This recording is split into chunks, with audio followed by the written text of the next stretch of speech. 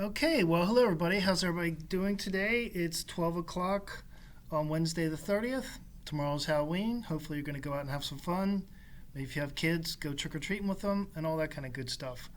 So, today's lecture will be on overcoming environmental barriers with the eye towards employment. Of course, assistive technology and reasonable accommodations will be part of that equation.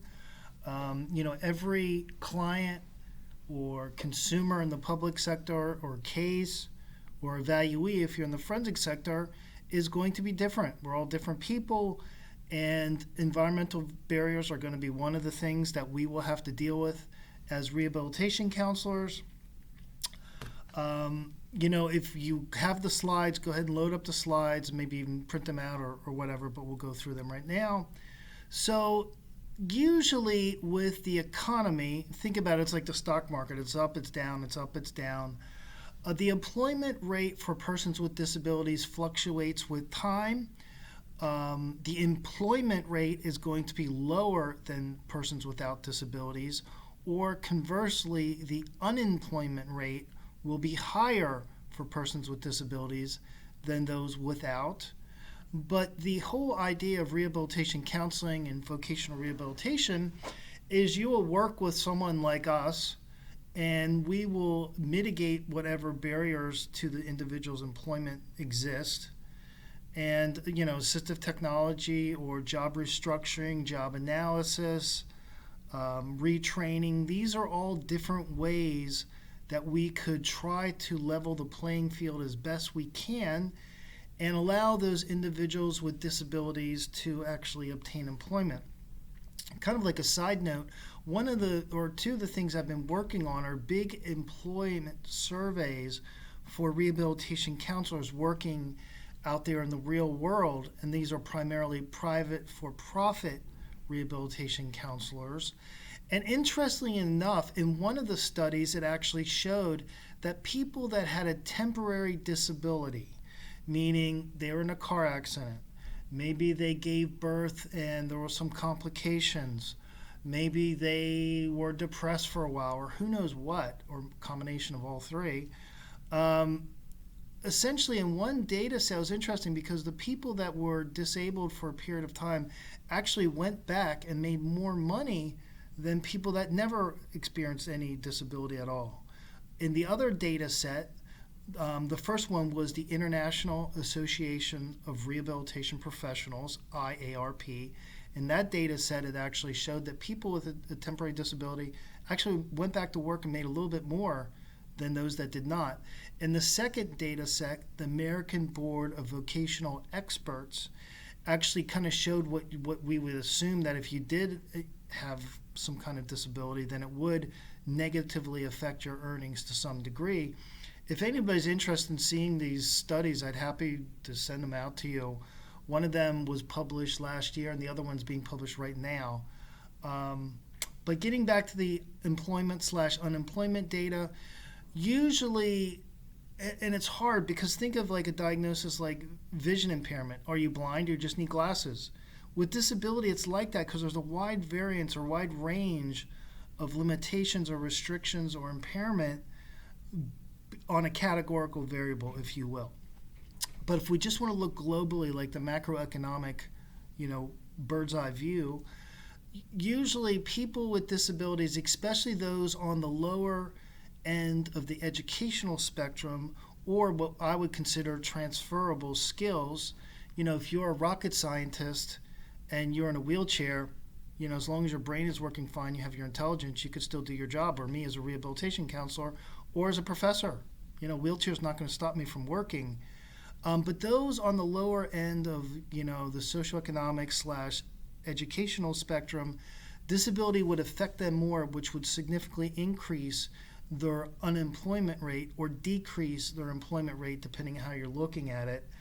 The textbook cites the average rates for severe disability would be an employment rate of 29%. Now, I certainly disagree with that because that's what my whole career's developed, helping people with disabilities. But it does take time and money to invest to try to, improve those odds, if you will.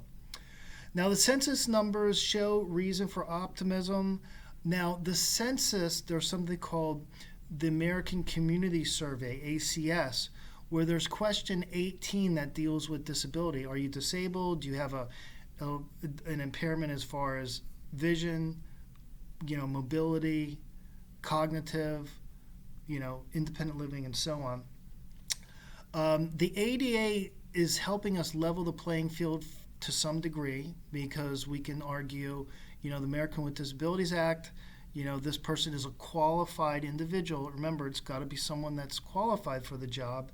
And assistive technology really comes in handy because, quite frankly, when I was probably a lot of your age, is like in the 20s, so this, I'd say like in, 1989, 90, assistive technology is not what it is today. iPads didn't even exist then. People with a diagnosis such as, the autism spectrum, an iPad can enable that individual to communicate with the world, essentially. That could be their whole window in doing things. And assistive technology can range from a simple thing. I remember having a person that couldn't stand for a period of time that worked at a grocery store for 29 years, and they just wanted to get rid of them. And my assistive technology in that case was, hey, let's get the guy a stool so he can, he used to be a cashier up front, but at the supermarket they have a pharmacy in the back. So I did a restructuring, I did a job analysis, I worked with their doctor to see how long that they could stand and sit for, and the high-tech assistive technology was a stool. Believe it or not, the employer really wanted to fight that, but I presented my conclusions to the judge, and the judge essentially went to this huge company's attorney and said, hey, you got to do this. And we were able to get the guy back to work, and he retired and lived happily ever after. So assistive technology is really becoming more and more available, and it can be any device, any equipment or product that helps an individual maintain or improve their functional capacities. So the person that was a secretary doing, typing and now has carpal tunnel syndrome and can't type anymore, voice recognition software. Or, the person with a mobility impairment that, maybe has a significant back injury and no longer can walk, well, obviously a wheelchair. Or another thing of assistive technology would be a modified van and things like that. Or maybe they need a ramp to get into the workplace or home. So assistive technology really takes many shapes and sizes, and, it's going to be individual to each specific case or consumer or individual that you're working with. Now, the Minnesota theory of work adjustment is kind of a cool thing because it actually tries to analyze the work environment and the individual, kind of similar like if you think of John Holland's theory of congruence.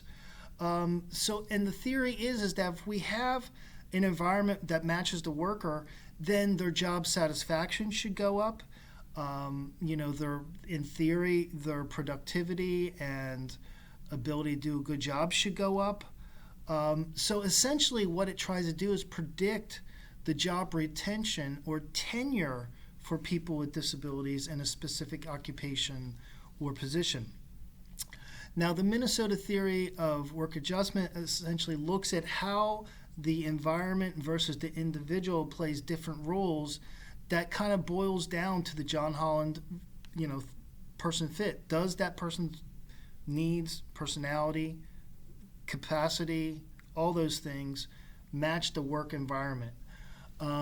What the theory would posit is that poor performance is usually a result of one's inability to work in a certain work environment because of, in this case, disability, but it could also be like a person's personality or geography or fill in the blank.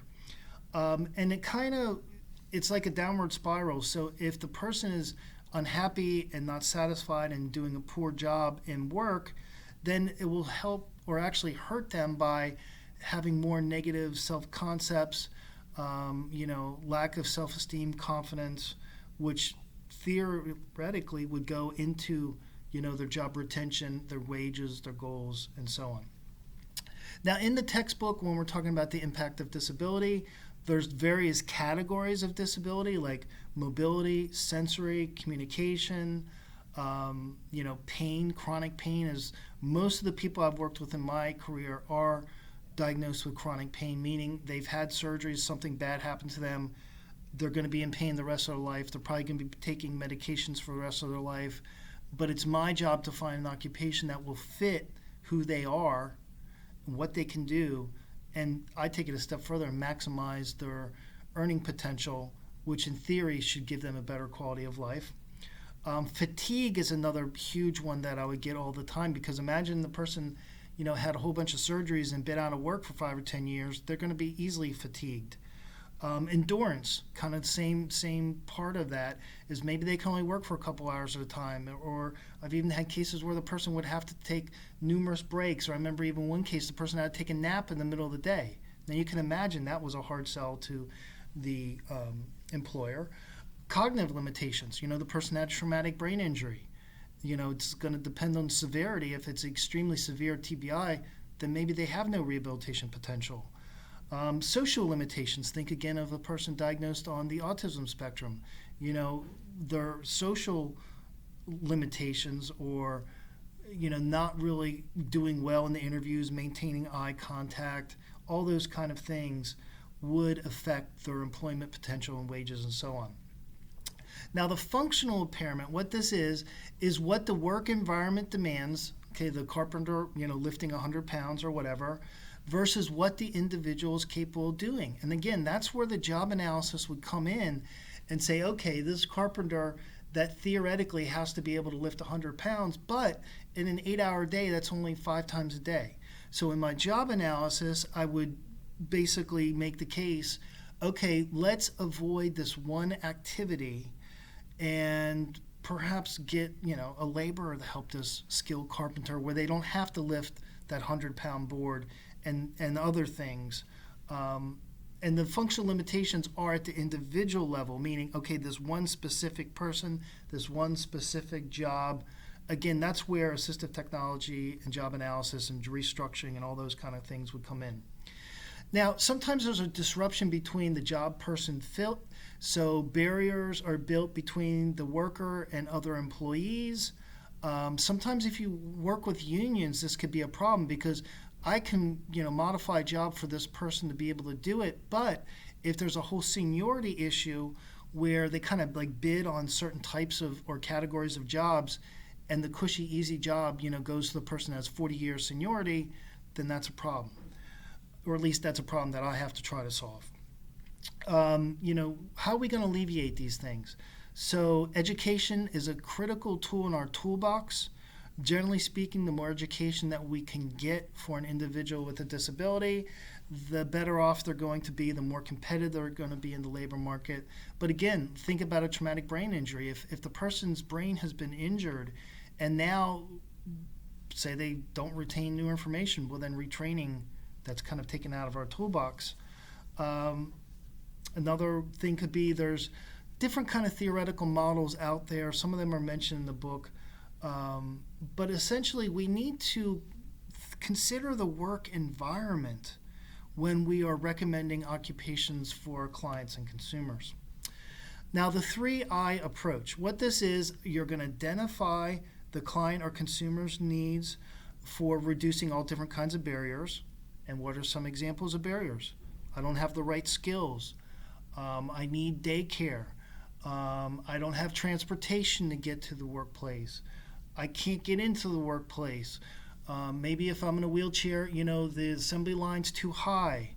Something like that would be hard to change because that would cost millions of dollars. But if it's just a matter of, making the workbench lower or higher, or your desk or something like that, obviously the cost is lower and that's more of a reasonable accommodation. We need to really involve and initiate the employer for these reasonable accommodations. And it's going to come down to how much time and money is it going to cost the employer to, do whatever I'm recommending. The assistive software, or restructuring the job, or giving them breaks, or like the carpenter, having a laborer perhaps doing the heavy lifting. Then we got to implement whatever recommendations and accommodations we come up with. Again, the job accommodation network would be a great place to start thinking, okay, I have a client with this diagnosis, this is the occupation, they would propose or recommend some things to think about for accommodations. Now, accommodations, really, this can be a continuous process. Now, people that are working in the state agencies know this because their consumers keep coming back and back and back. Once they have qualified as a person with a significant level of disability, then they can keep coming back for, I don't know, more services, more training, more counseling, you name it. Technical services should be a priority, maybe, again, ranging from computers, software. In the future, there's going to be people that can't walk that now, with not kind of almost like the $1 Million Man, where there's robotic technology that can help individuals walk again. If we're talking a hearing impairment, there's new surgeries out there where a person was deaf, they can actually start regaining or obtain hearing for the first time. Vision, same thing. So when you're roughly my age, say you're 20-something, when you're 51, there's going to be so much incredible technology out there that we can't even dream of right now. And where a lot of this comes from is the Department of Defense. One of the good and bad points is, people go abroad and fight for our freedoms and they come back injured, but the DoD will invest millions and millions and maybe even billions of dollars in new types of technologies where it enables persons with disabilities to be productive. Part of our job is guiding the client, doing some research, maybe do a cognitive behavioral approach where we give them homework assignments, to maybe learn about different policies, the ADA, what their rights are, all that kind of stuff. Another way, especially as a young counselor, would be to consult with other counselors in your office, your supervisors, or professors, people you respect in the field, and see, why reinvent the wheel? If people have worked with a certain diagnosis and this is what's been successful, hey, go with it. Now, sometimes clients will have resistance to whatever we come up with, or the employers have resistance to whatever we come up with for assistive technology, job restructuring, modification, and so on. So we really need to specify what exactly the problem or concern or issue is. We need to reflect and communicate to them that we understand the nature of their objection, problem, issue, and so on. We need to mutualize how this is going to be a benefit to all parties involved. The individual that wants to work, the employer that wants a good employee, maybe the state agency or rehab agency that you work with that wants to get credit for rehabilitating a person with disability. We need to collaborate with the employers. We need to have them as part of the equation. I'm just not going to show up one day and say, okay, you need to invest 10 grand. No, I want to work with them. I want to talk with them. And again, if I can build trust with the employer as well as I want to build trust with my client/consumer, then they will see me as an asset. And when they have an issue, like, I don't know, maybe they want to restructure some jobs or comply with the ADA or who knows what, then they can pick up the phone and call me. And hint, hint, that will also help with my job placement efforts, because then once I'm seen as a trusted person that can assist them, when I call and say, hey, I got Johnny or Jane that totally fits what you're looking for. Can I bring them down Tuesday at 1 o'clock or how's Wednesday at 2? Inventing, we got to put on a rehab counseling hat and be inventive and creative and try to solve solutions with, assistive technology or some of the things we've been talking about. Summarizing, we need to list all the solutions and maybe price tags that correlate with each solution. So when I go to the employer, it's not like, okay, this is it. You can do option A, B, and C, and these are the cost ranges for it. Maybe B is cheaper, but you're going to have to update the software. Who knows what? And again, we want this to be a win-win for all parties, for the employer, for the consumer, for us. So trying to implement and come up with creative strategies is really a cool thing, actually. When we're working with employers, we can educate them about the American with Disabilities Act and not only what they need to know from the employer side, but also from the employee side, what the rights are so that we don't have problems with that. Job descriptions, these are great things where we can help them perhaps streamline or synthesize, or maybe they don't even have job descriptions. And that's something that could be a function of the job analysis. We're there, we're observing it, we can help them put together a job description. Helping the employer understand how disability affects this individual's life. Again, we want to try to be like a jack of all trades, that we can show and explain how this affects the person we're working with and why is it a benefit for them to work at this employer's.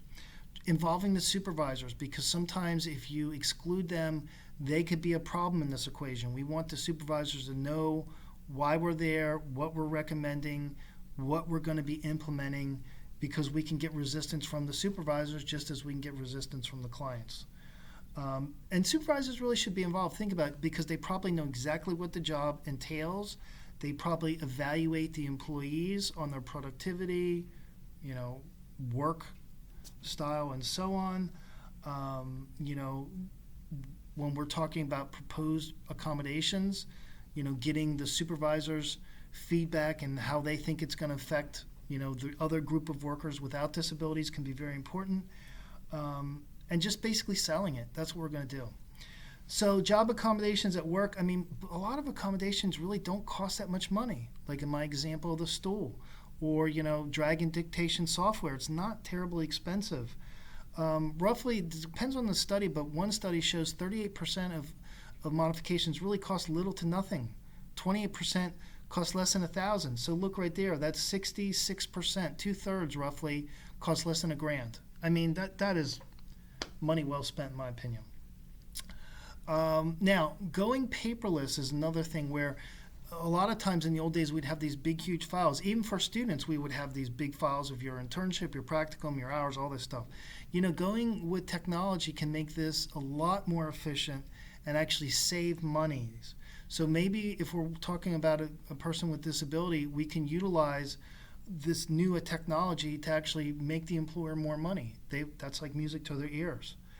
Trying to make the workplace in general more accommodating is a good way to go as well.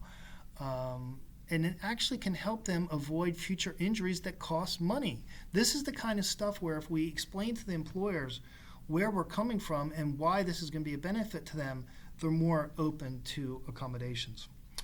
Now, there's two approaches to advancement. Number one, personal skill development, organizational coping with this person that maybe at their first opinion, a person with disability, it's going to raise our insurance or lower productivity, lower morale. Those are all myths, essentially.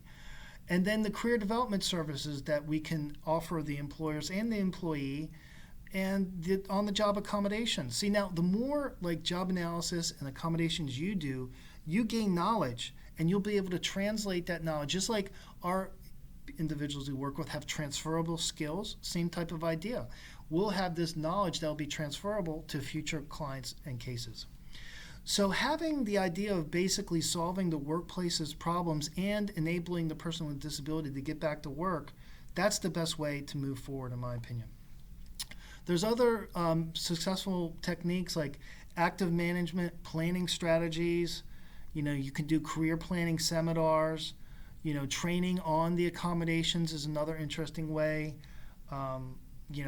Providing opportunities for advancement. Many times when you work with a person with disability, they value that job. They show up all the time. Many times they're early for work. They turn into a model employee, and then that gives us an in to go back to the employer and say, hey, look at Johnny. He's a model employee. They probably won't admit they're wrong. They're not going to say, yeah, I was prejudiced against him. I thought it would be a disaster. But when they call you and say, hey, you got anybody else? That's when you know that you've made an impact. So in conclusion, our main priority is to help people with disabilities enter the workforce, level the playing field, maintain job tenure or job retention, any way you want to call it. We want to find ways to help employers stay abreast of the American with Disabilities Act, what their responsibilities are, what the clients or consumers' protections are, and advocate for them, obviously. That should go without saying. There's going to be there's basically, as a rehabilitation counselor, we got a toolbox with things that are in there, like our counseling skills, maybe our knowledge of the world of work, maybe our employer contacts, our knowledge of the training opportunities that are out there, assistive technology that we have worked with in the past that has been successful. And the bottom line is we really just want to help people, go to work, get back to work, be a productive member of society, be able to support their family, move on, and then just adjust to their disability so that they can be successful. I mean, really, that's the name of the game, is enabling people that can just move on with their life no matter what happened to them or what they were born with or what occurred, and so that they don't need our services anymore. Basically, we want to kind of work ourselves out of a job in that one case, the N equals 1 with this individual, and move on to the many other people that we need to work with. So that is the chapter in a nutshell. I've been pleased with everyone's progress so far. We've made, good progress in the APA issues. The writing skills have gotten better. Citations.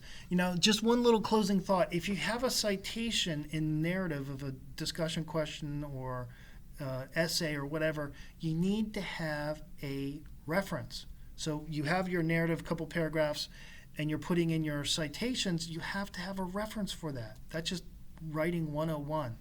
So if I've sent emails or sent feedback through Blackboard mentioning that, make sure in the future that you do have a reference for any citations. I'm trying to think if there's any other housekeeping business. No, just, keep doing what you're doing. I'm pleased with everybody's progress. If you need something, I know that a couple students here or there had some personal issues. Just reach out to me. I'll be happy to, make accommodations for you all if need be. And just keep up the good work. And if you guys need something, please let me know, and I'll talk to you soon.